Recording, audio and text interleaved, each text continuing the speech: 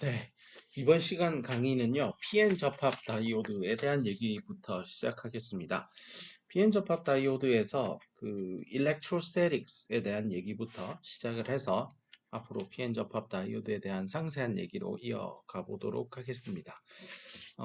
가장 먼저 전자소자, 일렉트론 디바이스라고 하는 결국은 이렇게 얘기하는 이제 전자소자는 이제 전자가 움직여서 전류를 만들어내는 소자를 통칭해서 얘기하는 이름일 거고요. 실제 이제 메모리 디바이스, 메모리 칩이나 비메모리 칩에 들어가는 소자는 IC 디바이스 이렇게 표현을 합니다.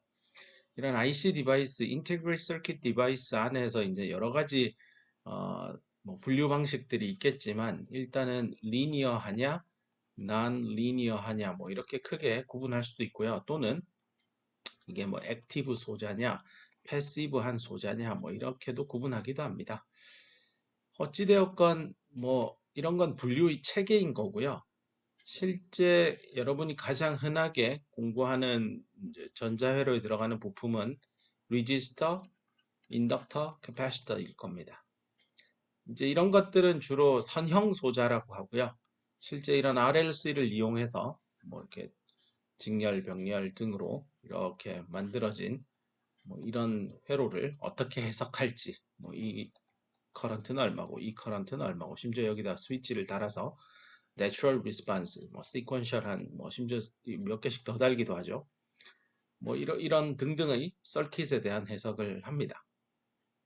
이 파도 이제 이렇게 스퀘어 웨이브를 줘서 스텝 리스폰스도 살피고요. 그거 관련해서 풀어보면 결국은 이런 형태의 네,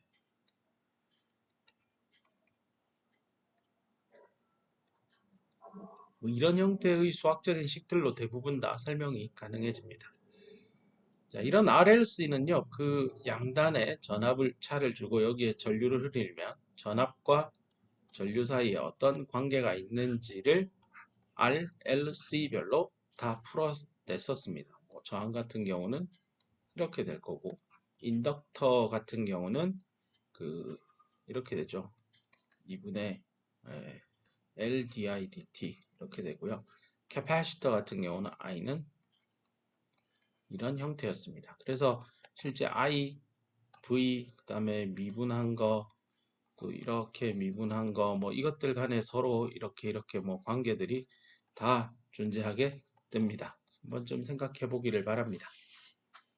어쨌건 이런 건 이제 리니어 서킷 해석 시간에 리니어 서킷 애널리시스를 한다는 게 그 한국의 교과 과정에서 말하는 회로 이론입니다. 그래서 리니어 서킷 해석을 마친 다음에 그 다음 공부하게 되는 게 이런 비선형 소자 부품들을 넣어보는 겁니다.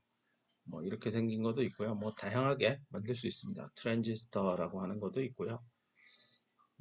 그렇게 해서 예를 들어 이런 거는 이제 MOS 구조를 가지는 전개 효과를 사용하는 트랜지스터고 얘는 정션이 두 개라서 바이폴라 정션 트랜지스터 BJT가 될 거고 이런 것들은 이제 다이오드 전류를 한 방향으로는 잘 흐르는데 반대 방향으로는 못 흐르게 하는 그런 비선형 소자들입니다.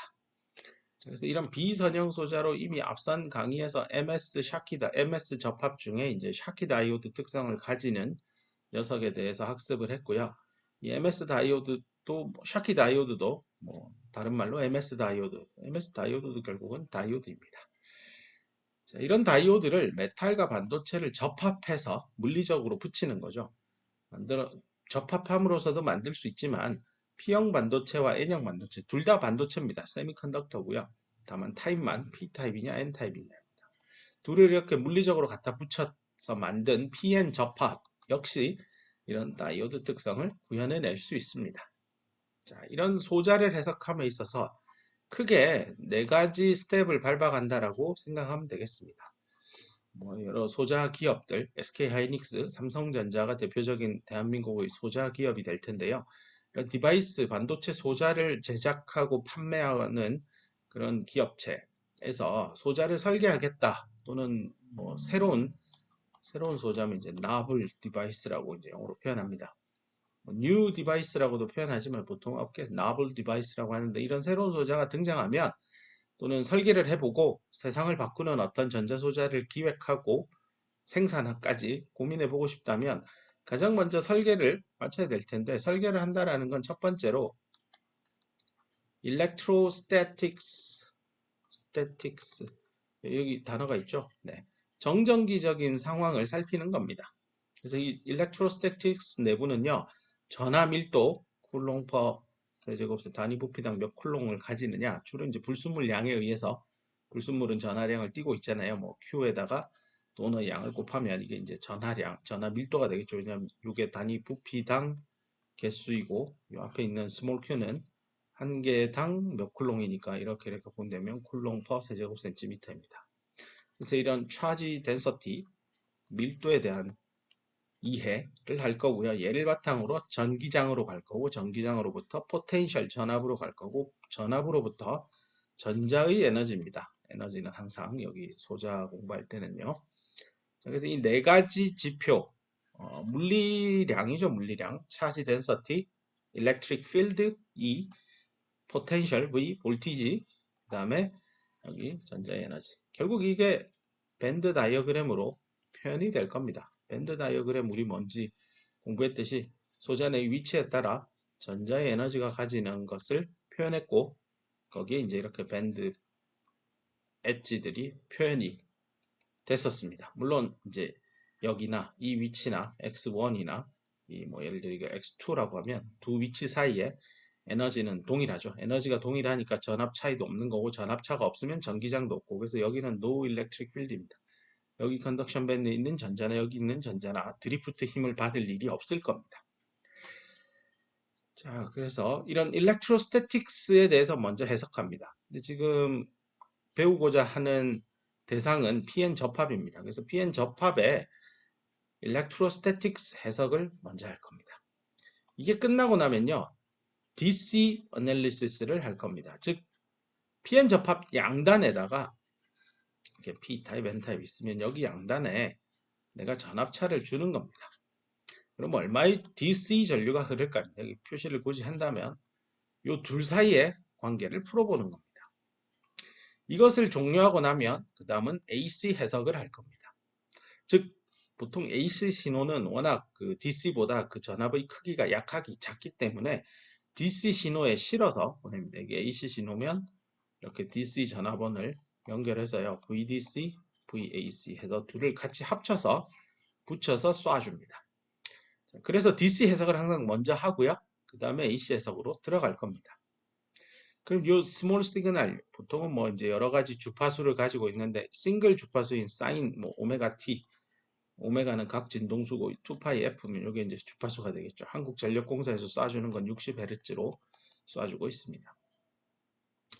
물론 뭐 이제 신호 및 시스템이나 통신공학, 뭐 통신이론 이런 관련된 교과목에서 뭐 우리가 보는 이게 시간에 따라 전압이면 뭐 지지지직거리면서 뭐 이런 신호가 들어오고 있다. 또는 뭐 바이오 일렉트로닉스에서 시간에 따라 인간의 뭐 심장에서부터 얻어진 생체 포텐셜 값들이 뭐 이렇게 규칙적으로 이렇게 뛴다라고 할 때 요런 것들 어떻게 표현할 건가인데요. 그건 이제 푸리에 트랜스폼을 이용하면 뭐 모든 이런 신호들은 임의의 신호는 사인 오메가 IT에서 I를 무한대만큼 이렇게 합해 주는 걸로 다 표시 가능합니다. 자, 그래서 다양한 시그널이 이렇게 표현이 될 거고 그것이 우리가 해석하고자 하는 PN 접합 다이오드의 인가가 되었을 때 applied 된 거죠. 어떻게 반응할지 소자의 특성을 본다는 건 결국 전류와 전압 사이의 관계를 보는 겁니다. 이런 걸 이제 IV 캐릭터리스틱이라고 보시면 되겠습니다. 뭐 나중에 대기업이든 중견기업이 됐건 입사를 해서 연구개발업을 하게 되거나 또는 이미 개발 완료되어 있는 새로운 나블 디바이스들을 이해해야 될 때 항상 소자의 electrostatics, DC, AC 요 순서대로 이해를 하면 굉장히 깊이 있게 이해할 수 있을 겁니다. 마지막 하나 더 해석하는 건요. 이제 transient response를 봐야 되는데요. 이 response는 응답, 이거 transient는 이제 과도라는 게 그 과일 깎는 칼도 과도지만 이제 한국말로 쓰니까 되게 헷갈리는데요. 뭔가 변화할 때 어떻게 응답하느냐인데요. 예를 들어 온 상태에서 오프로 갈 때 어떻게 이 PN 접합 다이오드가 전류를 어, 흘려갈 건지, 즉 온 커런트면 전류가 0보다 컸을 거고 오프면 0이잖아요. 뭐 0.1 밀리암페어 흐르다가 갑자기 0이 된다. 뭐 말은 할 수 있겠죠. 근데 이 사이 과정이 어떠냐는 겁니다. 0.1 다음에 0.09 밀리암페어 흐르고 0.08 밀리암페어 흐르고 이렇게 선형적으로 전류가 줄어들 건지, 아니면 갑자기 어브럽트하게 스티프하게 퍽 꺼지는 건지, 그런 것들이 왜 가능한지, 안 가능하다면 무슨 성분이 있어서인지 등등에 대해서 상세하게 공부하는 겁니다. 거꾸로 오프에서도 온으로 갈 수 있을 거예요. 0A 흐르다가 1mA가 흘러야 된다라고 할 때 이 사이에 어떤 과도 응답 과정인 트랜지언트라는 게 이제 변해가는 그 과정의 이런 거죠. 우리 뭐 그 사회과학 관련 사회교 과목 시간에서도 뭐 이제 인간이 태어나서 과도기를 거쳐서 결국 성인이 된다, 뭐 이런 표현들을 할 때도요, 성장하는 과정이라는 게 있죠. 그런 걸 과도기라고 합니다. 이 디바이스에서도요, 온과 오프를 왔다 갔다 할 때 어떻게 그 변해가는지 좀 상세하게 이해하는 것이 transient response를 보는 어널리시스입니다. 자, 이제 뭐 앞에 전반적인 개론 얘기는 했고요. 이제 그 일렉트로스태틱 해석부터 시작해 보도록 하겠습니다. 요 다음 렉처 노트에 나오는 거는 이제 DC 해석, 즉 전류 전압 사이의 관계를 이해하는 거고요. 이번 시간에는 일렉트로스태틱스에 대해서 학습하도록 하겠습니다. 자, 먼저 편의상 여기 퀄리테이티브하게 일렉트로스태틱스 해석을 먼저 하고요. 이후 슬라이드에서 퀀터테이티브하게, 즉 지금은 정성적인 해석입니다. 이게 뭐 정성을 다하겠다는 뜻이 아니라요. 물론 정성을 다해 수업을 하고 있지만 이 정성적 해석이다라는 거는 그냥 여기에 전하량이 양의 전하가 있어요. 여기는 전압이 높아요. 여긴 전기장이 있어요. 여기는 없어요. 여긴 도핑 농도가 높아지면 뭐 이렇게 될 거예요. 뭐 등등 이렇게 정성적으로 얘기하는 거고요. 뒤에 뒤따르는 강의 노트는 이제 정량적인 거예요. 예를 들어 전압을 0.2V를 가해 봅시다. 그러면 가운데 전기장은 뭐 전기장의 맥시멈 값은 몇 볼트 퍼 센티미터가 나오는지 좀 이렇게 숫자로 얘기하는 겁니다. 뭐 앞으로 반도체 분야에 진출해서 더 이 관련해서 전문가가 되고자 한다면 정성적인 이해에 그치지 말고요. 정량적인 이해까지 다 하셔야 될 겁니다. 그게 전문가죠. 실제 전문가는 뭐 이러면 좋아진다. 좋아진다라는 얘기보다 이러면 5% 좋아진다. 이러면 기존 뭐 몇 나노미터 기술 대비 뭐 전압이 몇 볼트인가 됐을 때 전류는 약 2.8%더 늘어나는 게 기대된다. 그 근거는 이러이러한 이유 때문입니다. 이렇게 설명해야 이게 정량적인 그런 해석이 될 겁니다. 앞으로 대학을 졸업해서 대학원에 진학하고 또 대기업이나 중견 중소기업에 가더라도 결국은 연구개발 부서에서 일을 하게 되면 반드시 정량적인 해석을 함에 게을리하지 말길 바랍니다. 뭐 우리 인생을 설계하는 것 역시 비슷하죠. 내가 몇 살에 취업을 하고 결혼을 언제 하고 아기는 몇 명을 낳을 거고 그 몇 명을 낳을 건지가 벌써 정량적인 해석입니다. 아기를 많이 낳다 작게 낳는다 이렇게 생각하면 그건 정성적인 거고요. 뭐 등등 내가 뭐 이렇게 커가는 과정을 어떻게 플래닝, 기획, 전략을 짤 건지 뭐 그런 부분에 있어서 정량적인 부분을 게을리하지 말기를 바랍니다. 자, 다시 원래 얘기로 돌아와서요. 그 여기 장표에 있는 벤 다이어그램, 포텐셜, 전기장, 전압밀도 네 가지 보이죠? 아까 앞선 슬라이드에서 차지 덴서티, 전기장, 포텐셜, 에너지 벤 다이어그램의 전자의 에너지 이렇게 다 표시할 겁니다. 이거 다 공이 Y축에 다 드러나 있습니다. 보시죠? Y축, 여기도 Y축, 여기도 Y축에 있습니다. 그다음 X방향은요. P에서 N 방향으로 이렇게 가로질러 가는 방향을 X라고 했고요. 벤 다이어그램에서 X방향, 포텐셜 플러스에서 X방향, 일렉트릭 필드, 차지 덴서티 다 나왔습니다. 자, 이제 차지 덴서티부터 한번 살펴보겠습니다. 지금 우리가 작업한 건요. P형과 N형을 각각 만든 다음에 물리적으로 붙인 겁니다. 이 붙인 면을 X = 0인 지점으로 잡겠습니다. 그리고 여기는 홀이 많은 재료이고 여기는 전자가 많은 재료이고요. 얘가 어떻게 움직이느냐는 당연히 3차원 공간에서 움직이지만 수학적으로 벡터를 도입하면 대단히 그 수학 때문에 실제 PN 접합 다이오드 내부의 물리를 이해하는 데 어려움이 생깁니다. 그래서 원디멘셔널하게 X 방향에 대해서만 설명하겠습니다. 실제 우리 BL의 교과서도 그렇게 해서 실제 반도체 소재와 물리학, 디바이스 피직스를 이해하는데 훨씬 더 중요하다는 걸 많이 강조하고 있습니다. 자, 다시 원래 얘기로 돌아와서 그렇다면 우리 공부한 대로요. P형과 N형을 갖다 붙이면 무슨 일이 일어날까를 제일 먼저 떠올려 보면 여기 있던 홀은 많고요. 여기 있던 전자 많잖아요. 여기 전자가 별로 없어요. 그러니까 많은 데서 적은 쪽으로 디퓨전 일어날 겁니다. 농도 차이죠, 농도 차이. 네, 이렇게 디퓨전이 일어납니다. 자, 그렇다면 여기 있던 홀이 다 빠져갔어요. 그럼 여기는 이 빗금친 영역에는 뭐가 남을까요? 고민해 보면 남을 수 있는 건 홀을 만들어 주었던 근원인 억셉터죠. 얘는 전자를 하나 받아들여서 마이너스 전하를 띠고 있고 주변에 있는 실리콘 원자에 의해서 꽁꽁 묶여서 비록 전하는 띠고 있지만 그죠? 마이너스로 전자를 받아들여서 움직일 수 없습니다. 하지만 이 억셉터가 만들어낸 홀은요. 네, 자유롭게 이동 가능하면서 동시에 전하를 띠고 있습니다. 자, 이렇기 때문에 홀이요. P형 반도체에서 N형 반도체로 확산에 의해서 이동하고 나면 반드시 그 뒤에다가 억셉터를 남깁니다. 원래는 둘이 손에 손잡고 있어서 중성 상태를 유지했을 텐데 홀이 떠나면서 이렇게 외로이 남아있는 홀들이 홀이 아니라 이온화된 억셉터들이 보입니다. 똑같은 논리로요. N형 반도체에도요. 전자가 이쪽으로 확산되고 나면 이 전자와 짝을 이루었던 도너죠. 도너는 전자를 하나 내주고 그 내준 전자가 이 녀석일 거 아니에요. 이 녀석은 떠나고 디퓨전 메커니즘에 의해서 이 도너는 주변에 있는 실리콘 4개랑 여기 있는 이 그림과 동일하게 묶여 있을 겁니다.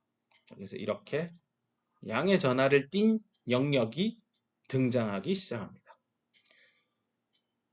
접합면 인근, 즉 x = 0인 이 지점에서도 전자는 이동하겠지만 그 뒷면에 서도 역시나 가고자 할 겁니다. 그러면 그 뒷면에 있던 이 전자가 전부 다 확산되어서 P형으로 이동하고 나면 거기에도 이렇게 양의 전하를 띠고 있는 도너가 보일 겁니다. 똑같은 논리로 여기 있던 제1선에 첫 번째 줄에 서 있던 홀이 다 가고 나면 두 번째 줄에 있던 홀도 나도 갈래 하고 하면 이렇게 또 마이너스가 생깁니다. 자, 이런 일이 계속 일어나면 아마 이런 말도 안 되는 질문을 또는 말도 안 되는 엉뚱한 상상을 해볼 수 있을 겁니다. 아니 여기가 P형이고 여기가 N형인데 홀이 전부 다 이쪽으로 가고 전자가 전부 다 반대로 오면 PN 접합이었다가 이게 결국 그러면 NP 접합으로 바뀌고 다시 또 PN 접합 바뀌고 이런 건가요? 아닙니다. 이런 일은 절대 일어나지 않습니다. 그렇다면 이런 결과를 절대 이런 일이 안 일어난다라고 하니 뭐 디퓨전 때문에 지금 내가 이런 엉뚱한 생각을 했는데 디퓨전을 막아주는 뭔가가 있어야 될 거 아니에요. 그래야만 여기 말한 이런 일들이 안 일어나니까요. 그럼 디퓨전을 막는 힘은 도대체 뭡니까? 인데요. 전하를 띠고 있는 입자, 캐리어죠. 캐리어들, 반도체 재료 안에. 이거 이동, 액션에 대해서 이미 공부했습니다. 캐리어 액션 세 가지 DDR 얘기했습니다. 드리프트, 디퓨전, 리컴비네이션 제너레이션. 이 디퓨전을 막아줄 놈이 과연 누굴까? 답은 이거 아니면 이겁니다. 캐리어 액션에 대해서는 세 가지가 있다라고 했으니까요. 그래서 이 상황을 한번 보면 왼편에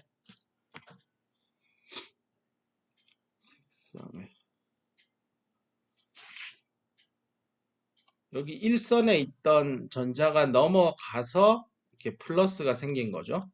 그럼 제1선에 있던 홀이 넘어가서 마이너스 전하를 띤 영역이 생겼습니다.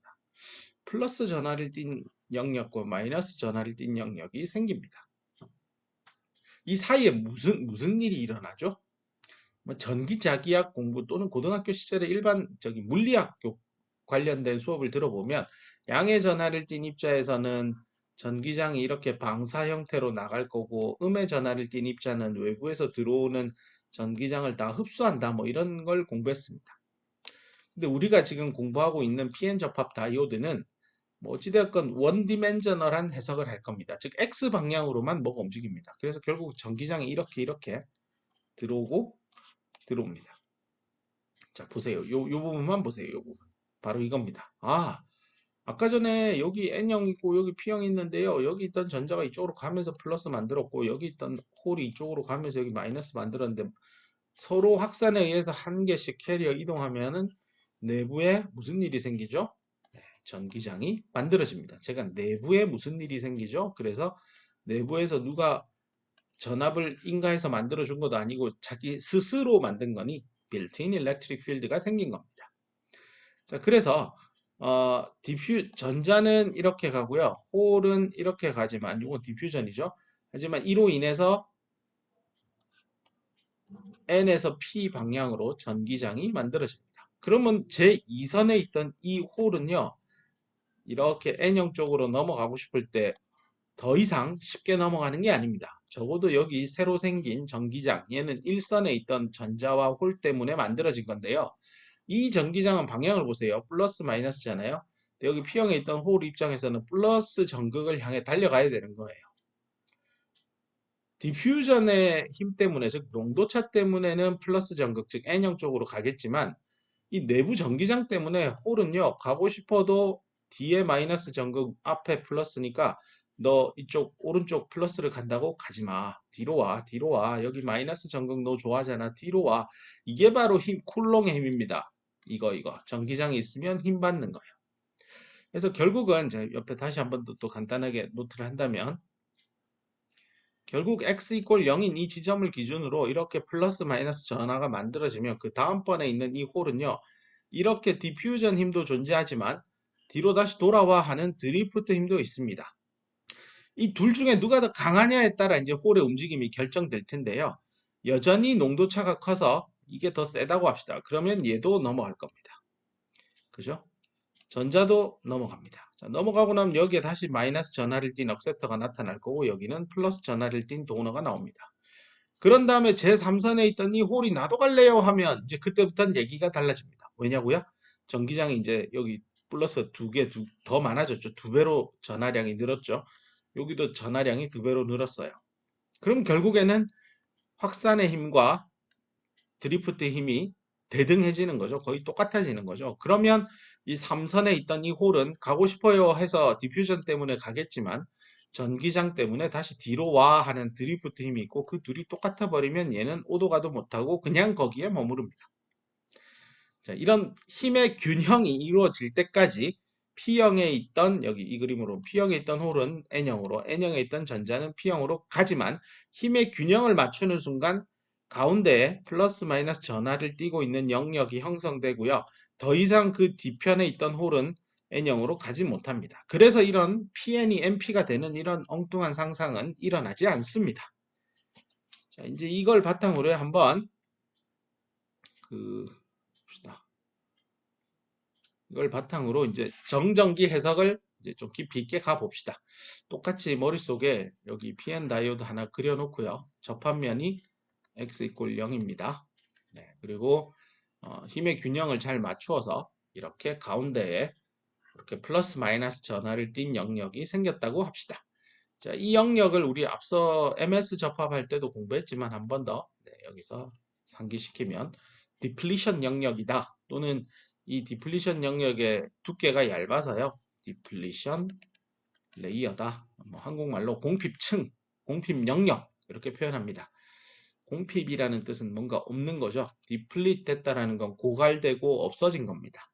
원래 있었는데 없어졌다는 뜻이고요. 그래서 여기는 원래 전자가 많아서 E 마이너스하고 ND 플러스 도너 양수 이 둘이 짝지를 이루어서 원래 뉴트럴 중성이었는데요. 전자가 안녕히 갔어요. 그래서 혼자 도너만 남아 있습니다. 왜 남죠? 주변에 실리콘 원자가 꽁꽁 붙들어 맸잖아요. 자, 그 결과 N형 여기 X 이퀄 0인 지점이 이제 접합 계면입니다. 인터페이스가 될 거고요. N사이드 쪽, P사이드 쪽에 해당이 될 텐데요. P사이드 쪽, 여기는 N사이드 쪽. N사이드 쪽은 도너가 남아 있으니까 양의 전하를 띠고 있을 거예요. 그 양이 얼마이냐? 네, 플러스 Q 곱하기 n sub d. 도핑의 양을 얼마나 했느냐에 의해서 결정될 겁니다. 그리고 P형 쪽은 여기 y축 값이 되겠죠. y절편. 요 값은 마이너스 q 곱하기 na 이렇게 표시될 겁니다. 결국은 P형과 N형 쪽의 도핑의 양을 어떻게 하느냐에 따라 이 위에 높이가 결정이 될 겁니다. 자, 그럼 두 번째로 이 끝부분 여기를 이제 찾아내야 되는데 보통 공핍층의 엣지라고 합니다. 디플리션 영역의 엣지 쪽이라고 표현하는데요. 여기는 마이너스 XP 사이드, 여기는 플러스 XN 사이드라고 앞으로 쓸 겁니다. 자, 그럼 마이너스 XP와 XN을 합하면 마이너스 XP의 당연히 절대값, XN은 뭐 원래 양수니까 뭐 이걸 합친 게 이제 디플리션 레이어의 width 폭이 됩니다. 이 width지 width 이렇게 발음하지 마세요. 네, width입니다. width. 그래서 여기서부터 여기까지 길이가 될 겁니다. 자, 이때 나중에 이제 정량적인 해석을 할 때 xn과 마이너스 xp를 이제 이퀘이션으로 뭐 블라블라 루트 들어가서 막 나올 겁니다. 그건 나중에 공부할 거고요. 일단은 이렇게 표시합시다. 이때 여기 플러스의 양과 여기 마이너스의 양 뭐 이렇게 같아야 되겠죠? 뭔가 느낌이. 그렇죠? 그러면 xp에다가 qnd 하고 xn에다가 여기 xn의 qnd, xp의 qna는 같을 겁니다. 그래야만 두 개의 양이 같아서 균형을 이룰 겁니다. 그래서 차지 뉴트럴리티가 성립이 됩니다. 즉 PN 다이오드 전체에 대해서 그냥 단순히 붙였는데 갑자기 이 PN 다이오드가 중성이 아니다? 그건 말이 안 돼요. 중성인 거랑 중성인 거 붙여서 중성 만들어내는 거잖아요. 그래서 여기에 플러스 전하량만큼 왼쪽 P형 쪽에 마이너스 전하가 나올 테니 여기 아래쪽에 이 면적을 계산을 해주면 이렇게 될 테고 같은 Q는 날려버리면 XN, ND는 XP, NA 이런 관계도 있다. 하나 기억해주면 좋겠습니다. 나중에 써먹을 겁니다. 뭐 이걸 가지고 이런 결론도 내릴 겁니다. P형, N형 붙여서 PN 다이오드 만들었는데 양쪽의 도핑의 농도 차이를 뭐 한 10배 차이 나게 했다고 합시다. 그때 여기 이제 디플리션 영역이 생성될 텐데 어느 쪽에 더 디플리션 영역이 많이 생길까요? 라고 묻는다면 이거 뭐 쉽죠. P형 N형인데 여기는 10에 18승, 얘는 10에 17승. 어느 쪽에 더 공핍층이 많이 생길까요? 10에 18승 여기 넣고 17승 여기 넣어보세요. 근데 둘은 같아야 돼요. 당연히 연하게 도핑된 쪽에 10배 이상 넓게 공핍층이 형성이 돼야 될 겁니다. 그러니까 여기 1대 10 정도 되는 비율로 만들어집니다. 결국은 P형, N형을 접합했을 때 공핍층은 주로 연하게 도핑된 쪽으로 많이 형성될 수밖에 없다는 겁니다. 왜요? 중성 상태를 만들어야 될 거 아니에요. 중성인 P형과 중성인 N을 붙였는데 중성이지. 그럼 그게 갑자기 전하를 띈다고요? 그러면 노벨 물리학상감입니다. 이건 마치 에너지 보존의 법칙을 깨듯 그런 결과입니다. 자, 이제 차지 덴서티 해석은 끝냈습니다. 뭐 간단히 정리를 하면 전하 밀도 서로 같게 형성이 되고 이런 표시 방법들도 설명했고 이 높이도 다 얘기를 했습니다.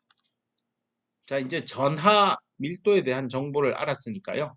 그 다음 단계인 전기장으로 갑시다. 차지 덴서티하고 전기장하고 무슨 사이인지 이미 공부했습니다. 그 가우스의 법칙을 이용하면 그죠? 이렇게 하고 유전 상수값으로 나누는 포화송의 방정식을 쓰면 됩니다. 결국 전기장을 한번 거리에 따라 미분하면 나오는 결과물은 전하 밀도입니다. 지금 우리 전하 밀도에 대한 그래프를 알고 있습니다. 근데 우리가 궁금한 건 전기장이니까요. 전기장을 X에 대해서 그림 그리고 싶은 거니 얘를 적분을 해주면 되겠죠. 수학 시간으로 잠시 돌아간다면 아래쪽이 y는 fx인데 그러면 y는 인테그레이션 fx 그래프는 어떻게 될지를 찾아보자는 뜻입니다. 어떻게 되죠? 네, 미분한 결과물 또는 우리가 궁금한 건 y는 fx인데 아래쪽에 y는 f'x의 그림을 준 거예요.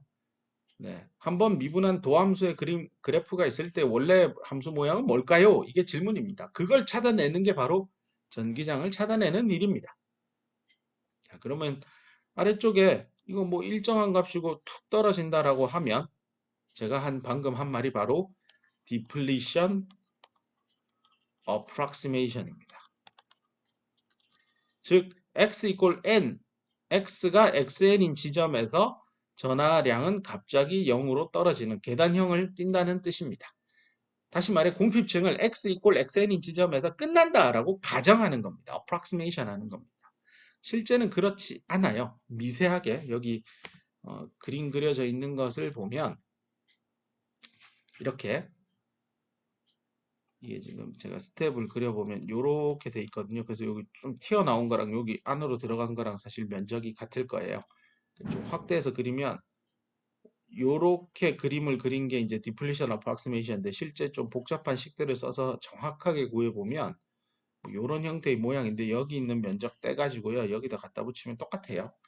그래서 요렇게 스텝 형식으로 이제 approximation 하는 게 depletion approximation이고 물리적으로는 x 이퀄 xn인 지점에서 n형 반도체 쪽의 공핍 영역은 그냥 끝나는 거예요. 일종의 절벽 같은 거예요. 거기서 끝이에요.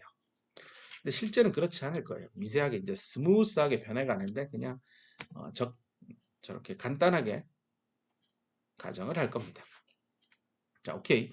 자, 그러면 이렇게 depletion approximation을 써서 상수함수를 가다가 툭 떨어져요. xn에서. 뭐 이게 상수함수면 네, 원래 함수는 무슨 모양이에요? 한번 미분했던 게 상수함수가 나오면 원래 함수는 1차 함수겠죠? 그래서 여기 보면 직선의 방정식으로 이렇게 그래프가 나오는 걸 확인할 수 있습니다.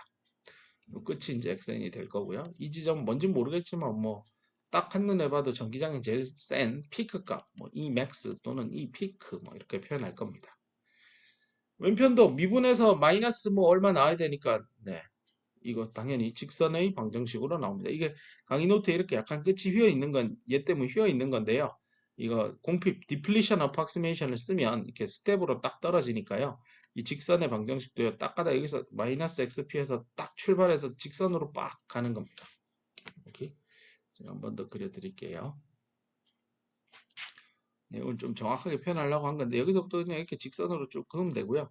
얘도 여기서부터 출발해서 직선으로 그으면 돼요. 여기 xn, 여기 마이너스 xp입니다. 이렇게 휘어 있는 거는 그냥 무시하세요. 자, 이렇게 해서 전기장이 p-n 접합 내부에 어떻게 분포하고 있는지에 대해서 그래프로 전기장 vs x, E vs x 그림을 그렸습니다.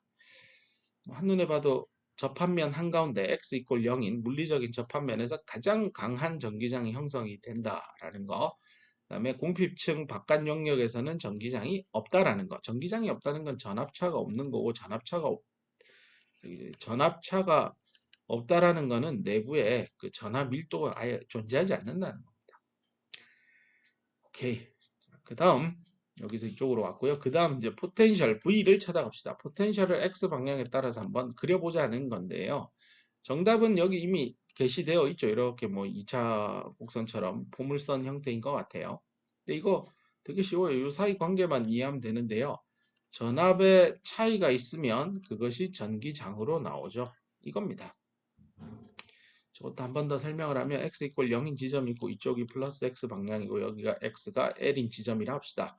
여기가 전압이 높고 여기가 낮다고 합시다. 그럼 이 방향으로 전기장이 생길 거예요. 당연히 플러스 x 방향이니까 전기장은 양수입니다. 저걸 수학적인 식으로 쓴다면 전기장은 전압차랑 거리 차이일 겁니다. 자, 그러면 수학에서 차이라고 하는 건 나중 빼기 처음이잖아요. 얘도 x 나중에서 x 처음 하면 돼요. 자, 이 그림 상황에서 처음이 뭐죠? 여기고 나중이 L인 지점이죠. 그래서 나중 위치에서 처음 위치를 빼고요. 전압도 나중 전압이면 여기죠. V로. 그 다음에 처음 전압은 높았죠. V 하이. 이렇게 됩니다. 근데 이렇게 쓰고 나면 얘는 무조건 죽었다 깨어나도 음일 거고 얘는 무조건 죽어도 깨어나도 양입니다. 근데 전기장은 지금 양의 방향으로 인가되어 있으니 부호를 맞추기 위해서 마이너스를 삽입해주면 수학적으로 물리적으로 다 맞습니다. 자, 그래서 여기 있는 이 델타 V, 델타 X를 미분의 형태로 쓰면 dV, dX가 되고 앞에 마이너스 떼가지고 와서 전기장인데 마이너스를 넘기면 dV, dX는 마이너스 2 이런 관계가 나옵니다. 자, 우리 두 번째 줄에서 전기장하고 거리에 따른 방정식은 직선의 방정식이죠. 전기장은 AX 플러스 B 이거입니다. 그 여기 대입하세요. 그리고 나서 물어본 건 전압을 물었어요. 미분해서 전기장 나왔는데 미분해서 1차 함수 나온 거죠. 원래 함수는 2차 함수입니다. 그래서 전압은 뭔진 모르지만 AX 제곱 더하기 BX 플러스 C 뭐 이런 형태일 겁니다. 자, 그러면 요쪽 영역, 즉 N형 쪽은 쳐다보면 기울기가 양수니까 A가 양수잖아요. 양수면 어떻게 돼요? 네, 요렇게 생긴 건데 지금 문제는 옆에 마이너스가 하나 있다는 점. 그래서 네, 이런 게 아니라 위로 꺾인 요런 포물선으로 답이 나올 겁니다. 실제 요 부분 있잖아요. 요 꺾인 거 중에 요 부분을 떼가지고 와서 여기서부터 여기 공핍증 엣지 0부터 xn 사이에 그려보면 위로 엎어진 파라볼릭 2차 포물선 모양입니다. P형 쪽도 해보면요. 여기 음수잖아요. 한번 미분한 게 뭐 전기장은 마이너스 x 더 마이너스 3 뭐 이렇게 나왔다고 하면 여기 식에 넣는데 앞에 마이너스가 붙었어요. 그죠? 그러니까 요거 없어질 거고 미분해서 플러스 x 나온 거니까 원래 거는 뭐 2분의 1 x 제곱 블라 뭐 x 더하기 뭐가 나오겠죠. 요 모양을 그려보면 아래로 볼록한 그래프고 요 부분을 따가지고 와서 여기에 이렇게 그렸습니다. 마이너스 xp에서 x 이꼴 0인 지점까지입니다. 그래서 이 부분을 좀 자세히 그려보면 이렇게 한번 올라가고요. x 이꼴 0인 지점에서 이제 반대로 꺾여서 이렇게 위로 갑니다. PN 접합 다이오드 등등 공부할 때요. 앞으로 이 포물선의 모양을요. 이렇게 정확하게 그리는 연습을 하세요. 요거는 아래로 볼록한 2차 곡선이고 얘는 위로 볼록한 2차 곡선입니다. 요 부분은 마이너스 xp인 지점이고 여기는 xn인 지점. 공핍층 폭 전체에 대해서 그린 겁니다. 나중에 공부를 좀 더 하다 보면 대충 이렇게 그려요. 하지 마세요. 정확하게 그리는 연습을 하시길 바랍니다. 자, 그러면 요 가운데 있는 거 이해했을 거고요. 그 다음 여기 끝과 끝은요.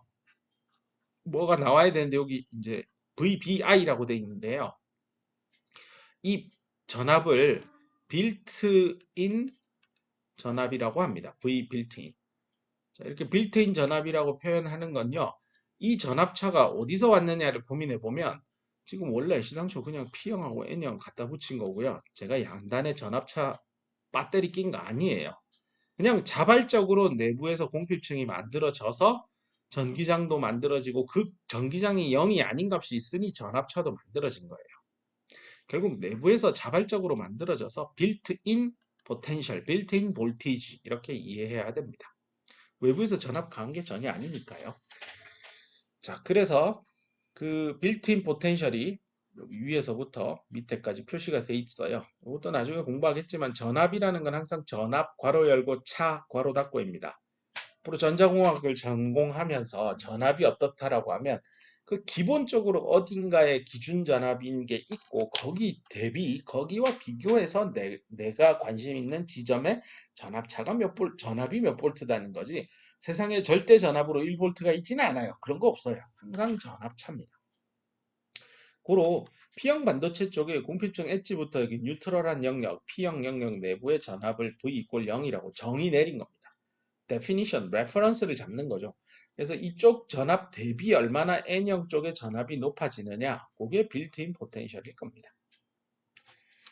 자, 이제 포텐셜까지 했고요. 마지막 단계인 밴드 다이어그램, 즉 전자의 에너지를 이해해 봅시다. 이렇게 가는 게 전자의 에너지였죠. 자, 먼저 이번엔 거꾸로 한번 가볼게요. 우리 P형 반도체 에너지 밴 다이어그램 많이 연습해서 잘 알고 있습니다. EC, EV가 될 거고 여기는 페르미 에너지 레벨, 가운데는 인트린식 페르미 에너지 레벨, 소위 말하는 미드갭 에너지 레벨을 표시했습니다. 우측편은 N형 반도체입니다. EC, EV 그렸고요. 당연히 여기에 밴드갭 112, 1.12 일렉트론 볼트입니다. 이쪽도 당연히 EC와 EV 사이는 1.12 일렉트론 볼트입니다. 왜냐고요? 둘 다 실리콘 소재에서 만든 겁니다. 그다음 EF는 미드갭 대비 위쪽으로 가 있죠. 그래서 우리 여기 차이, EF와 EI 사이의 차이는 도핑 농도에 의해서 결정된다는 점, 바로 여기 높이죠. 요게 바로 QND였잖아요. 도핑 농도. 그 ND를 알면 여기에 에너지 차이를 계산할 수 있었습니다. 9구단 6단이요. 자, 공핍층 엣지 쪽 놔두고요. 여기가 마이너스 XP인 지점, 여기는 플러스 XN인 지점, 가운데 이 지점은 X 이꼴 0인 지점입니다. 이제 밴드를 맞춰야 되는데 먼저 하나 맞춰야 되는 게 지금 이 PN 다이오드는요. 제가 양쪽에 배터리를 그러니까 뭐 예를 들어 이렇게 플러스 마이너스에서 이렇게 배터리를 낀 상태가 아닙니다. 이 배터리가 0V라는 뜻입니다. 즉 P형 쪽과 N형 쪽 양단의 전압의 차이는 없습니다. 원 시스템이 된 거죠. P형 따로 N형 따로 있는 게 아니라 붙여서 하나의 시스템이 된 거고, 하나의 시스템이 외부에서 전압차가 인가되지 않은 상황, 즉 더멀 이퀄리브리움 상태인데요. 이런 더멀 이퀄리브리움 상태에서 PN 다이오드 양단의 PN 다이오드가 이제 하나의 시스템이 됐는데, 얘는 페르미 에너지 레벨이 몇 개일까요? 당연히 하나죠. 원 시스템, 원 페르미 에너지 레벨입니다. 원 수족관, 원 에너지 원 물높이, 이 얘기입니다. 수족관의 물높이가 두 개인 거 봤어요? 가만히 있는데요. 일부러 수족관의 기울기를 기울인다든지 뭔가 뭐 책받침 같은 거 코팅지 이용해 가지고 물을 하나 일부분 영역을 지그시 누르면 순간적으로 물높이 차이가 나겠죠. 뭐 그런 외부의 에너지가 공급될 때만 페르미 에너지 레벨은 바뀔 수 있어요. 지금 우리 공부하고 있는 거는 양단의 전압차를 주지 않았단 말이에요. 고로 페르미 에너지 레벨은 무조건 단 하나의 값을 가져야 됩니다. 단 하나의 값을 가지니 y축에서 뭐 예컨대 이 값이라고 하면 이 하나의 값으로 x 방향을 따라 통일되어야 됩니다. 그래서 EF를 이렇게 맞춘 겁니다. 자, 이제 나머지 작업해야 될 부분이 바로 이 공핍층 영역 내부에서 컨덕션 밴드 엣지와 밸런스 밴드 엣지는 어떻게 그림 그려야 됩니까? 인데요. 한 가지 확실한 건 둘 사이의 에너지 밴드 갭은 무조건 112로 유지돼야 될 겁니다. 자, 그렇다면 하나만 알면 될 거예요. 예를 들어 컨덕션 밴드의 이 밴드가 휘어져 있는 이 모습. 밴드 밴딩, 우리 공부한 거 생각하면 밴드가 휘어져 있다, 전기장이 있다라는 얘기입니다. 전기장 실제 있죠. 여기 보면 이렇게 전기장이 0이 아닌 값으로 존재를 하고 있습니다. 그래서 이 전기장이 있다는 건 밴드 밴딩이 있다는 거고, 실제 우리 그 이퀘이션에서도요. 이렇게 컨덕션 밴드가 x 방향에 따라 0이 아닌 값으로 있다는 건 내부에 전기장이 있다라는 이런 방정식도 앞에서 공부했습니다. 뭐 어떤 것을 사용하건 어쨌건 이번에는 제가 이 포텐셜에서부터 이 에너지 Y축 따로 벤 다이어그램에서 Y축 표시 안 하기로 했잖아요. 표시를 안 했지만 어쨌건 에너지 오브 일렉트론, 전자의 에너지 관점에서 이제 포텐셜에서 에너지로 넘어갑시다. 이 둘 사이 관계가 어떻게 되죠? 전자의 에너지랑 포텐셜 사이에 무슨 관계가 있죠? 네, 그냥 마이너스 Q 곱하면 끝입니다. 자, 고로 이걸 수학적인 식으로 따진다면 y는 fx라고 하는 게 있는데 여기를 v라고 한다면 앞에 마이너스 곱하면 답이 나와요. 그 말은 예를 들어 수학식 뭐 그래프 개형으로 y는 fx 그림이 펜이 어디 갔지? 네, y는 fx 그림이 이렇게 있다라고 할 때 여기에다 마이너스만 곱해서 에너지 요걸로 그림 그리라고 하면 얘 기준으로 뒤집어 올리면 돼요. 뭐 이런 형태가 될 겁니다. 네, 데칼코마니처럼 접어 올리면 돼요. 그래서 그것을 보여주기 위해서 잠시 낙서한 걸 지우고 여기 보면요. 이렇게 아래로 볼록, 위로 볼록이잖아요. 그 다음 직선이에요. 얘를 접어 올리세요. 어떻게 돼요? 마이너스 xp 플러스 xn이 지점에서 줍니다. 마이너스 x. 직선은 여기 있던 직선은 접어 올리면 직선이고요. 아래로 볼록인 건 접어 올리면 위로 볼록이 되겠죠. 그래서 보세요. 위로 볼록한 밴드 밴딩이 보입니다. 그다음에 x 이퀄 0인 지점 콕 찍고요. 얘는 위로 볼록이었잖아요. 접어 올리면 아래로 볼록입니다. 그래서 아래로 볼록으로 그림을 그렸고요. 여기 직선이니까 접어 올리면 직선입니다. 자, 그래서 EC 컨덕션 밴드의 엣지를 나타내는 에너지 라인을 포텐셜로부터 에너지 이렇게 넘어오는 거는 에너지는 마이너스 QV 관계식을 이용해서 쉽게 얻어낼 수 있습니다. 그런 다음에 이 V 라인 찾는 건 식은 죽먹기죠. 그냥 상수 함수만큼 떨어져서 밴드 갭은 일정하니까요. 이렇게 하면 됩니다. 이 작업을 펜 하나를 들고요. 이렇게 하고 위에서 꺾고 밑으로 꺾고 쭉. 여기도 쭉 해서 위에서 꺾고 밑으로 꺾고 쭉. 이렇게 그림 그려도 되겠지만 그러지 말고요. 저는 지금 이 기술적인 한계 때문에 전자펜이 하나라서 하나만 있는데요. 연습장에다가 펜 두 개를 하나의 오른손잡이면 오른손에다가 중지 두 번째 세 번째 사이에 하나 펜 끼고요. 세 번째하고 네 번째 손가락에도 펜을 하나 넣으세요. 그리고 주먹을 꽉 쥐세요. 절대 꽉 쥐고 나는 자꾸 펜이 움직여 하면 붕대로 그냥 압박 붕대로 손을 묶으세요. 그런 다음에 펜 두 개를 딱 잡고요. 옆으로 쭉 직선 긋고 위로 볼록 그리고 아래로 볼록 그리고 다시 쭉 직선 그어보세요. 그러면 여기 이 슬라이드에 있는 가장 위에 있는 그림인 이 벤 다이어그램을 정말 여기 컴퓨터로 그린 것처럼 예쁘게 나올 겁니다. 꼭 한번 해보길 바랍니다. 손을 꽉 쥔다는 게 밴드갭을 일정하게 유지한다는 뜻입니다. 자, 제가 강의를 계속 지금 녹화를 하고 있어서요. 필요하면 여기서 잠깐 쉬었다가 또 다시 돌아와서 강의를 수강해 주기를 바랍니다. 저는 계속 진행하도록 하겠습니다. 자, 그렇다면 다음 게임 플랜을 제안하고자 합니다. 이게 무슨 게임 플랜이냐면 일렉트로스태틱 해석에 대한 전략입니다.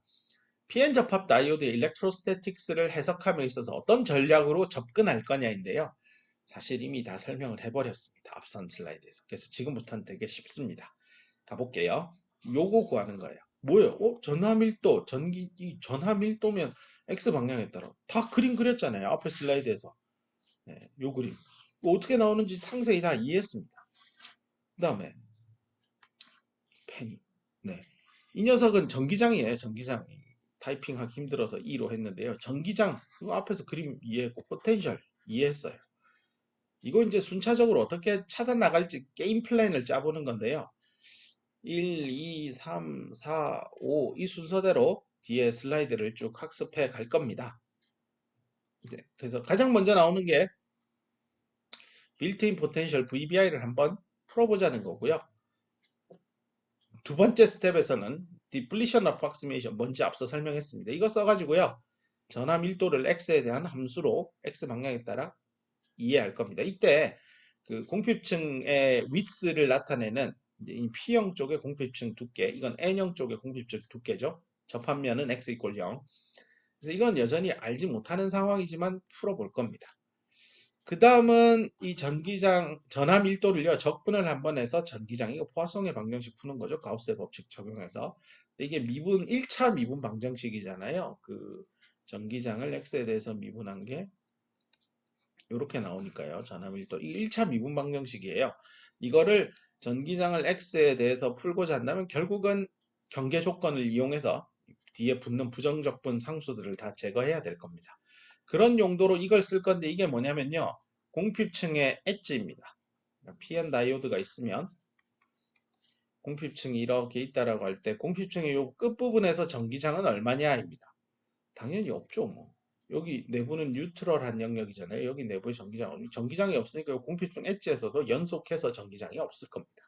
전기자기학 시간에 전기장이 있든 연속적으로 분포하고 뭐 이런 것도 공부했을 겁니다. 잘 모르면 그냥 네, 이 엣지까지 전기장이 계속 0이다 이렇게 받아들이고 쫓아오면 되겠습니다. 그 다음 네 번째 단계는 전기장을 구했으니 포텐셜 구하는 건 뭐 식은 죽먹기죠. dV, dx는 마이너스 2니까요. 요거 이용하면 될 겁니다. 이때도 1차 미분 방정식을 완벽하게 풀려면 네, 경계 조건이 필요한데요. 또 xn인 지점, 그다음에 마이너스 xp인 지점인데 이 부분은 이렇게 그냥 데피니션 내릴 거예요. 한 지점을 내가 기준 전압으로 잡을 거고 그 기준이 되는 곳을 P형 반도체의 엣지로 잡아서 0이라 한 거고요. 이쪽은 이제 N형 쪽이니까 P형 대비 N형 쪽에 얼마만큼의 전압차가 있느냐. 그게 바로 내부에서 자발적으로 만들어진 전기장 때문에 얻어진 전압차죠. 빌트인 포텐셜입니다. 자, 그 다음 마지막 다섯 번째 단계는요. 아까 두 번째 단계에서 XN과 XP를 unknown 몰랐어요. 그래서 이 몰란 것들을 좀 풀어보고 싶어서 몇 가지 작업들을 할 건데요. 요 식은 이미 앞서 제가 유도해 줬습니다. 그죠? 차지 뉴트럴리티 조건이죠. PN 접합, 원래 P형 N형 중성인데 붙여도 중성이에요. 그래서 여기 왼쪽과 오른쪽에 마이너스 플러스 전하량은 같아야 된다는 조건에서 이런 것도 유도했었습니다. 자, 이런 1번부터 5번째까지의 스텝을 지금부터 쭉 자세히 밟아갈 겁니다. 이것이 바로 일렉트로스태틱 해석의 정량적인 파트입니다. 조금 전 슬라이드는 정성적인 분석이었다면 퀄러테이티브한 어널리시스였다고 한다면 지금부터는 쿼너테이티브한 어널리시스를 할 겁니다. 스텝 1번부터 시작하겠습니다. 듣다가 힘들면 언제든지 이건 온라인 강의의 특성상 언제든지 멈추고 어텐션을 충분히 가질 수 있을 때 다시 돌아와서 듣기를 바랍니다. 빌트인 포텐셜 VBI에 대한 값인데요. 이게 도대체 뭡니까?에 대한 것부터 이제 정성적으로 풀 건데요. 사실은 구구단 6단에 대한 얘기의 복습이라고 보시면 되겠습니다. 자, 이 빌트인 포텐셜이라고 하는 건 도대체 어디서부터 유발되냐면 반도체 쪽, 이건 S 이거 둘 다 반도체고요. 이건 P형, 이건 N형입니다. 이 파이라는 기호는 앞서 MS 접합 공부할 때 한번 나왔던 바로 워크 펑션입니다. 이람수. 즉 이람수 차이가 난다는 건 페르미 에너지 레벨이 P형 쪽하고 N형 쪽하고 같지 않고 차이가 났다는 뜻이죠. 이람수의 정의가 뭐였죠? 진공 에너지 레벨에서 페르미 에너지 레벨까지 차이를 이람수로 했는데요. 이게 지금 P형, N형이 도핑 농도가 다르다 보니 페르미 에너지 레벨에 차이가 나잖아요. 근데 그 차이 나는 그 놈을 갖다 붙인 거예요. 그게 PN 다이오드잖아요. 그러니 당연히 이람수의 차이가 나고 이 개념이 바로 그거예요. 제가 수족관 물 작게 든 거, 물 많이 든 거. 그래서 물 작게 든 거는 물을 전자라고 한다면 빈 공간을 홀이라고 하면 이건 홀이 많은 수족관이고 얘는 물이 많이 들어서 전자가 많고 홀은 조금밖에 없는 그런 수족관이에요. 이때 전자가 발견될 확률, 즉 물이 발견될 확률이 50%인 지점이 바로 이 수면 높이에 해당이 될 거고요. 이 둘을 갖다 붙여서 원 시스템으로 원래 이렇게 물 높이가 이렇게 차 있는데 이 가운데 있는 걸 벗겨내면 어떻게 되겠어요? 전자가 이쪽으로 오고 비어있는 공간이 위로 가서 전자나 홀이 서로 확산되어서 결국은 하나의 물높이를 만들겠죠. 결국은 이렇게 하나의 원래는 물높이가 이렇게 있었을 거예요. 근데 결국은 이렇게 하나로 통일됩니다. 결국은 이쪽은 내려앉고 이쪽은 들어 올라가는 그런 상황입니다. 이때 이 물높이의 차이를 나타내는 이만큼의 에너지 갭이 바로 이 이람수의 차이에서부터 기인한다. 즉 이람수는 여기 진공 에너지 레벨을 따로따로 떨어져 있을 때 고민한다면 요만큼 차이고 얘는 요만큼밖에 차이 안 나요. 그러니까 P형 반도체 이람수가 더 크죠, 실제로도. 그래서 이 둘의 차이가 있을 때 요 물높이 차이잖아요. 요거 때문에 빌트인 포텐셜 생기는 거예요. 자, 그래서 요 물높이 차이 계산을 한다면 이렇게 계산하면 되는데 이거를 어떻게 계산하지 하고 이제 공통인 부분들을 생각해 보면 일단 이낮 진공 에너지 레벨에서 인트린직 에너지 레벨까지는 공통으로 내려옵니다. 그 다음 P형 반도체 같은 경우는 여기 EI에서 좀 더 내려앉아야 되겠죠. EF까지. N형 반도체는 너무 많이 내려왔으니까 다시 EF 위로 올라가야 되겠죠. 왜냐하면 EF가 얘보다 위에 있잖아요. N형 반도체는. 자, 그래서 여기 나오는 대로 P형 쪽, N형 쪽 각각에 대해서 가운데 기준으로 얼마나 내려갔니?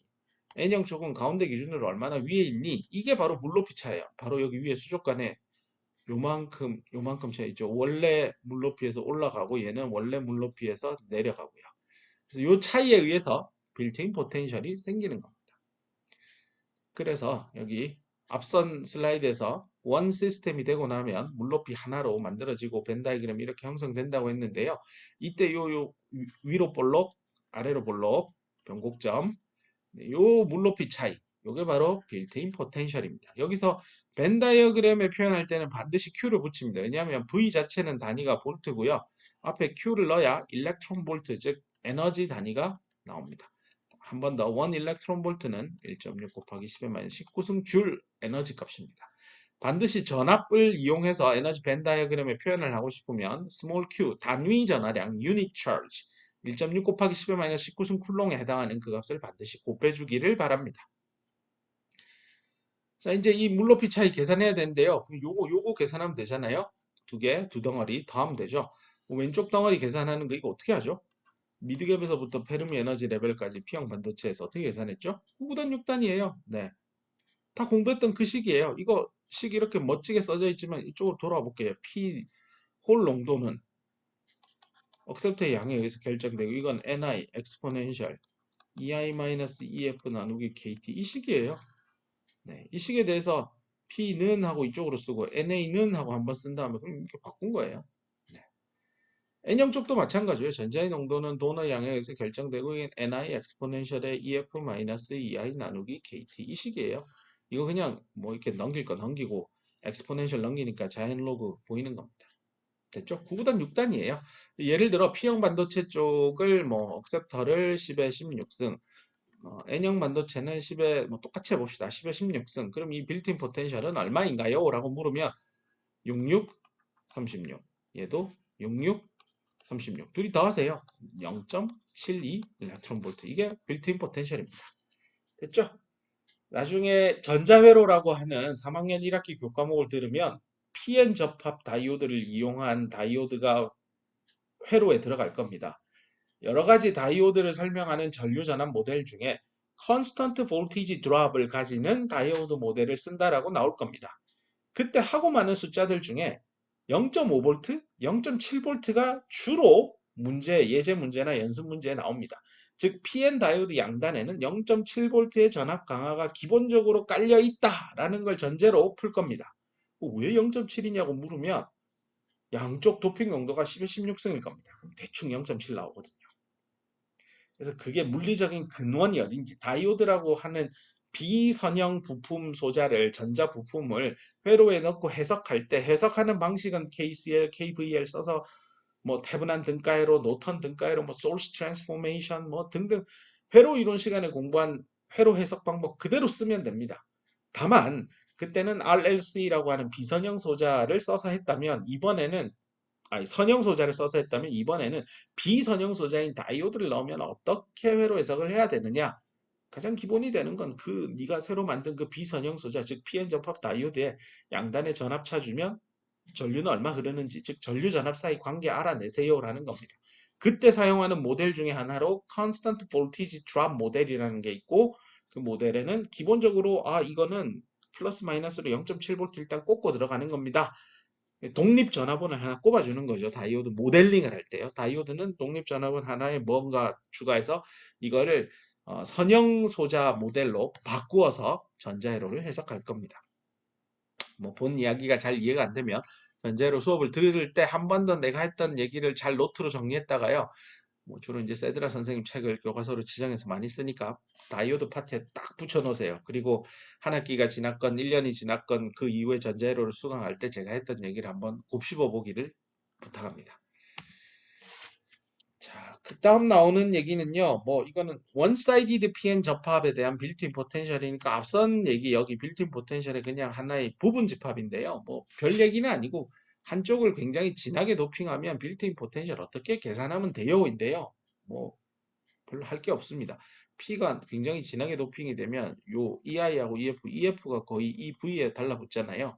그러니까 이거는 이런 P 플러스 N 접합일 경우에는 밴드갭의 절반 더하기 연하게 도핑된 쪽은 그냥 네가 알고 있는 고구단 써서 계산하면 된다. 뭐 이 얘기고요. 이거는 그 반대니까 이번에는 이 경우에는 빌트인 포텐셜은 그래 P형 쪽은 EI-EF에서 P형 쪽 이렇게 하면 되고 진하게 도핑된 쪽은 그냥 계산하지 말고 밴드갭의 절반 넣으면 끝납니다. 이 얘기입니다. 뭐 하나도 어려운 얘기 할 게 없습니다. 그 다음 나오는 얘기는 디플리션 어프락시메이션인데 이것도 이미 앞서 설명을 상세히 했습니다. 여기 그림에 나와 있는 대로요. 접합면을 x 이퀄 0이라고 했을 때 P형 쪽, N형 쪽 각각 공핍층이 생길 겁니다. 이때 여기를 딱 잘라서 여기서 공핍층이 딱 끝나는 거예요. 절벽처럼. 그게 디플리션 어프락시메이션이고 이 경우에 그럼 영역을 하나, 둘, 셋 이렇게 나눌 수 있는데요. 제일 왼쪽 영역은 전하 밀도가 0입니다. 즉 홀이 있는 만큼 억셉터가 있어서 둘이 쌤쌤이 돼서 전하 밀도가 0입니다. N형 쪽도 전자가 있으면 거기에 쌤쌤이로 도너가 있어서 둘이 똑같아서 로는 0이 나옵니다. 하지만 가운데는 이렇게 도핑의 양에 이쪽은 QND로 결정될 거고 왼편은 마이너스 QNA로 결정이 되어서 이런 로 X 그림을 그리면 됩니다. 요 값이 마이너스 QNA가 될 거고 얘는 플러스 QND가 됩니다. 이때 기본 가정은 ND는 NDX랑 같다. 즉 X 방향에 따라 도핑 농도는 균일하게 유니폼 도핑을 기본 전제로 깔고 지금 설명하는 겁니다. 자, 이제 오른쪽 P형 쪽, N형 쪽 나누어서 해석을 할 건데요. 이미 앞서 했습니다. 좀 깨졌는데요. 다시 쓰면 DE 전기장을 미분하면 실리콘 유전상수에다가 전하 밀도인데 P형 쪽이니까 여기 쳐다보라는 거잖아요. 여기 마이너스 Q&A로 일정한 상수값이니 입실론 실리콘에 마이너스 Q&A 이렇게 넣으면 됩니다. 그게 여기 써져 있는데 약간 여기 이 분모를 나타내는 이놈이 약간 위로 밀려 올라가서 지금 깨진 것 같아요. 자, 요 얘기고요. 그 다음에 N형 쪽도 똑같이 하면 돼요. 근데 로가 이번에는 플러스 Q&D니까요. DE, DX는 입실론 실리콘분의 Q&D 이렇게 넣으면 돼요. 그래서 이 1차 미방 풀고요. 여기도 이 1차 미분 방정식 풀면 됩니다. 1차 미방 푼 게 여기 나오죠? 여기 부정적분 상수가 붙습니다. 이걸 이제 해결하기 위해서 뭘 한다고요? 경계 조건을 쓸 겁니다. 경계 조건 뭐죠? 전기장 x가 xn인 지점에서 전기장은 0입니다. 그래서 요 x 자리에 xn 넣고요. 여기도 x 자리에 xn을 넣으면 얘 전체는 0이 되죠.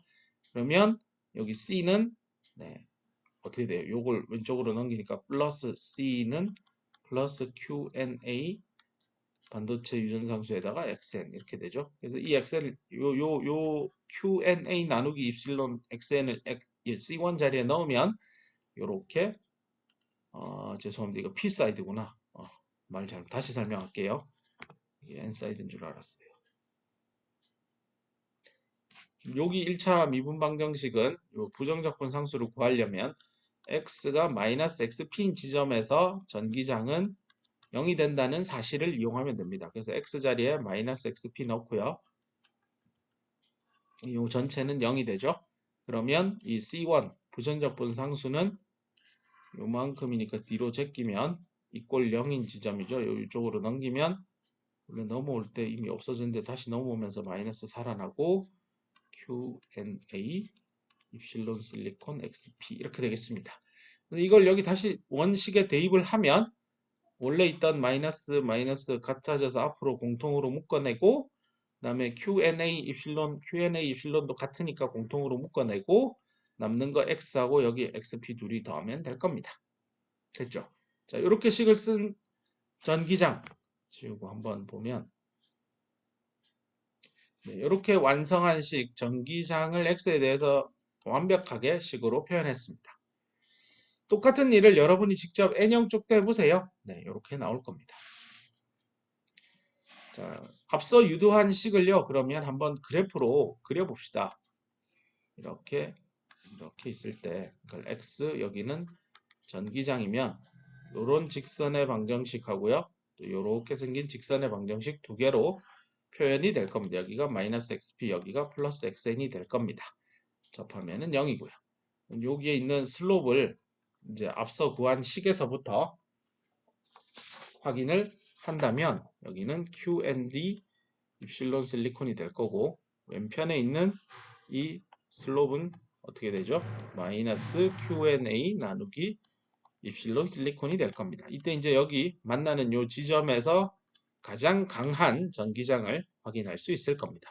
이때 아까 제가 말씀드린 거 있죠. 여기 x = 0인 이 지점에서 전기장은 지속적으로 연속이어야 될 겁니다. 왜냐하면 pn 접합 내부에서 이 방향으로 전기장이 만들어져 있고 전기장은 불연속일 수가 없잖아요. 전기장 연속인 조건 이용하거나 아니면 차지 뉴트럴러티 이용해서 계산해도 되고요. 그러면 이렇게 나옵니다. 지금은 전기장이 연속이다라고 해서 x = 0인 값을 그 앞에서 유도한 식에 대입한 겁니다. 즉 여기에 0 넣고요. 여기도 0을 넣어서 여기도 0이고 여기도 0이잖아요. 이 둘은 같으니까 얘 둘도 같다라고 두고 풀면 되는데 풀어보면 q 마이너스 공통이고 그다음에 x는 어차피 0이니까 없어졌고 얘도 0이니까 없어지면 그다음에 입실론 s도 공통이니까 없어지면 남는 거는 xpna이고 이쪽은 xnnd예요.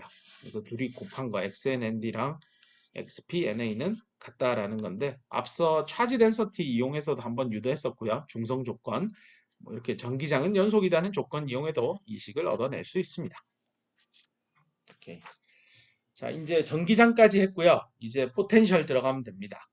뭐 이것도 또 그냥 수학입니다. 그 포텐셜을 x에 대해서 미분한 게 마이너스인데요. 여기 앞 슬라이드에서 이 녀석 구했잖아요. 이번엔 얘 구하고 싶어요. 또 적분하면 돼요. 1차 함수 적분하면 2차 함수 나올 거예요. 그래서 P형 쪽에 대해서도 하고 N형 쪽에 대해서도 네, 각각 구하면 됩니다. 아까 P형 쪽에서 구한 식 어디 갔어요? 여기 P 사이드 쪽에서 구한식 전기장은 이거다라고 했잖아요. 얘 그대로 들고 와서요. 여기다 넣으세요. 그리고 적분하세요. 양쪽을. 그러면 이렇게 나와요. 문제는 얘를 모른다는 게 문제죠. 그래서 이런 조건을 씁니다. x가 xp일 때 포텐셜은 0이다. 네, 그래서 x가 마이너스 xp인 지점 있잖아요. 거기서는 포텐셜이 0이다. 바로 앞에 여기 어디 갔어요? 네, 여기입니다. 요 지점. 네, x가 마이너스 xp인 이 지점에서 포텐셜 값은 우리가 정하는 거예요. 이제 0인 지점을 내가 이렇게 정의 내린 겁니다. 전압은 항상 전압차니까요. 그래서 돌아와서 이 조건 그대로 쓰면 여기 있는 D1 깔끔하게 아마 0으로 나올 겁니다. 왜냐하면 X자리에 마이너스 XP가 들어가는 순간 약분되어서 전체가 0이 되어서 0 더하기 D1은 0. 그래서 D1은 0 이렇게 나옵니다. 자, 그 다음 N사이드 쪽도 똑같이 하면 됩니다. 위에 있는 이 식을 하면 그럼 전기장 갖고 와야 되는데 앞에 슬라이드에서 네, 어디 갔어요? 여기 있네요. 네, 요거 요 식 그대로 들고 와서 어디 있어요? 여기다가 넣으세요. 그러면 적분 한 번만 하면 되니까 1차 함수 적분하면 2차 함수 나올 거예요. 그러면 요렇게 나와요. 이때도 얘를 죽여야 되는데 방법은 x자리에 xn을 넣었을 때, 즉 x가 xn일 때 정답은 빌트인 전압입니다. 그래서 여기 넣으면 이게 다 0되고 얘는 VBI가 되니까 그냥 D2는 VBI예요. 그래서 D2 자리에 VBI 넣은 식이 됩니다. VBI는 뭐죠? 아까 전에 9구단 6단 P형, N형 양쪽 도핑 용도만 알면 계산할 수 있는 식이었습니다. 그래서 x 이퀄 0 이제 거의 그 게임 플랜의 마지막 5번째 그 디플리션 영역 x 마이너스 xp하고 xn 이거 구하려고 이제 가는 슬라이드인데요. 일단은 공핍층 그러니까 P형과 N형이 만나는 영역 x 이퀄 0 있잖아요. 거기에서도 P형과 N형 쪽의 표현, 이 표현은 뭐냐? 포텐셜에 대한 표현입니다. 이거는 같아야 되겠죠. 즉 앞에 슬라이드 잠깐 돌아간다면 여기서 이 위에서 구한 이 식에다가 x에 0 넣은 그 포텐셜 값이나 아래쪽 식에서 x 이퀄 0 넣어서 그죠? 구한 이 포텐셜 즉 vx 이퀄 0인 이 지점의 값은 위에서 어떤 아래에서 어떤 같아야 돼요. 왜죠? 포텐셜은 연속이어야 되잖아요. 앞에 여기 어디 갔어요? 여기 보세요. 이렇게 포텐셜 이렇게 이었잖아요. 네, 전압은 이렇게 연속적으로 변하는 거니까 이렇게 이었습니다. 벤 다이어그램에서도 밴드 이렇게 같이 이어져 있습니다.